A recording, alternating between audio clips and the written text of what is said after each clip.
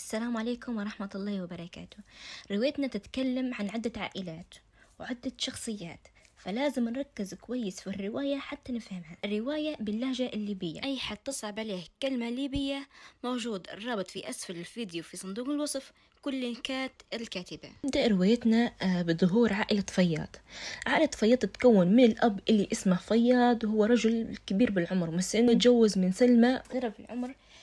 في الماضي لما فياض اتجوز سلمى كان في فرق كبير وشاسع في العمر، بحيث فياض كان عمرها 40 سنة، أما سلمى كان عمرها 14 فقط. عندهم بنتين، خولة والصغيرة اسمها مروة. طور القصة بعد وفاة فياض وزواج أمهم سلمى، فبعدها كانوا يرتبوا في الخزانة تبع والدهم، ففجأة يلاقوا صندوق، وتتذكر خولة هذا الصندوق لأن أبوها قبل كان موصيها عليه ومحذرها أنها ما تفتحه إلا بعد وفاته، وكان دائما بنت خولة إنها ما تحكي عنها صندوق أبدا حتى لأمها، ولا حتى تعرفوا هالصندوق شنو فيه وكيف فتحوه ولوين وصلهم هالصندوق. لازم تقروا رواية أمانات تغدر على الواتباد.